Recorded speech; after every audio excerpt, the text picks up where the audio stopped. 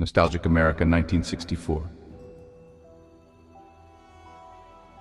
Secret places. A great logician born in a cave in the dark could then infer the universe from a grain of dirt. I slept on our wide front screened-in porch, enjoying the wonderful night breezes.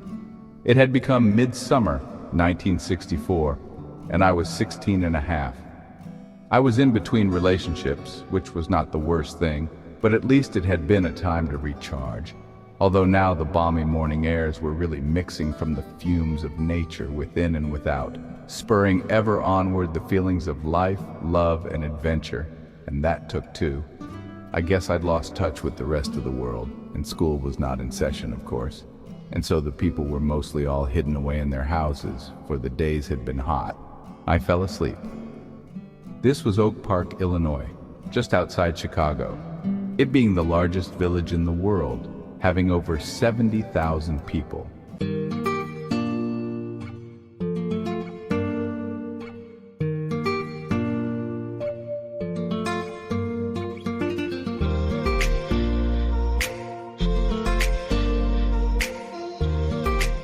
After I awoke, I paged through the weekly Oak Leaves edition, noting the happenings of what sounded like Pleasantville. Ah, there it is. I had submitted a piece of writing on the Vietnam War, a poem actually, and there it was.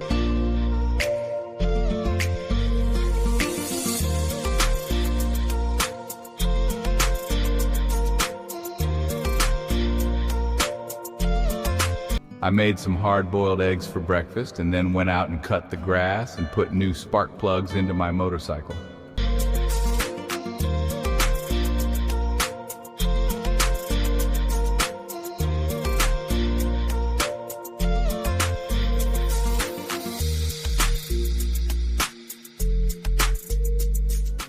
What would this day bring? I wondered.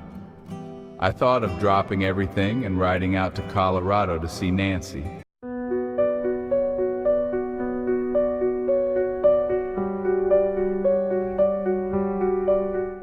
Jimmy Nelson was already up in his treehouse. Charlene Faust had just said good morning from the yard, one over in the other direction. As my two neighbors nearest my age, they had become part of my life on that account, but ever mostly as just a part of the scenery. I couldn't really take off for Colorado.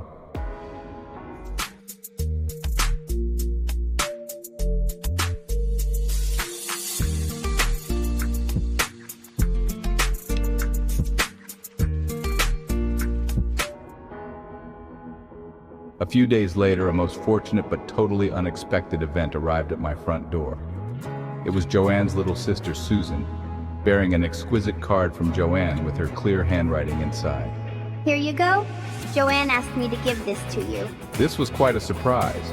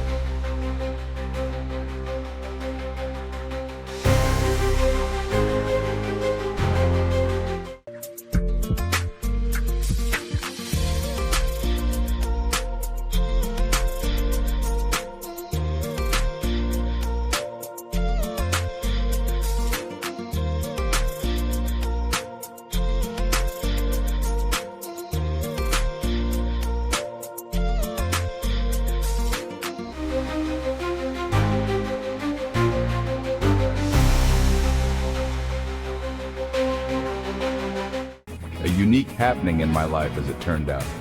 A one and only kind of beginning. She had been tracking me, and I hadn't seen a thing of it. I'd known of Joanne and her family, but I didn't really know them. But for some times when I saw them in their front yard from the playground adjoining to Lincoln School, where our group hung out at night.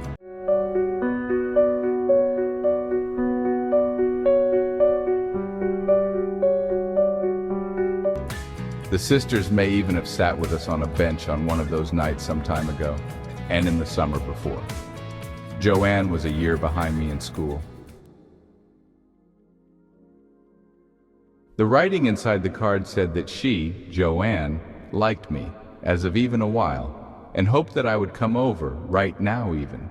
She said she had planned to come over herself, but she was grounded to her house, the yard, and the alley. Now this girl had initiative, I thought, to bravely come out of the blue like this. As I recalled, Joanne must be 15 or more by now, I having also noted her at high school catching my eye through hers once, but I couldn't really be sure. She had come a long way from her days at Lincoln, though. My heart literally jumped as I read the card, and so I told the little card bearer to tell Sister Joanne that she had a deal, with me as her new boyfriend. Another shot in the dark, I suppose, but she had summoned me. I gave little sis a kiss on the cheek, telling her to send my love and greetings, with me to follow in a while. She told me that 12 noon would work out well, the time when Joanne could surely escape her temporary grounding. Here I go again, and it looks good. So long to doing nothing, but enough of that already. So, little Miss Lady Luck headed back to Dame Fortune with my information, which I had also written down on a paper for her to give to the bold and the beautiful one. Of all the things to happen, I thought, where and when did this all take form without my even realizing? Had I missed something, or was it just luck? And that card. Such literacy for a junior to be, much less anyone. Its written composition was so excellent that it seemed to be a perfect mini essay in itself, or at least a beautiful abstract of one, in order to fit on the card. It was time to find out. High noon. I started my motorcycle and rode about 3 blocks. I stopped near the end of Joanne's alley and parked. Maybe I'd walk from there. I observed that a car had just pulled off and away from Joanne's garage. Presumably her parents going off on an outing to the relatives or something. They went, fortunately, in the other direction. Not that it would have mattered. I then saw Joanne come out, she wandering about in the alley and then looking at a flower. I would have waited until she'd come out anyway, as per instructions. I started up my motorcycle and looped back into the street a bit, then headed back toward the alley. Quickly turned off my motorcycle, turned, and quietly coasted up behind her, quite surprising her.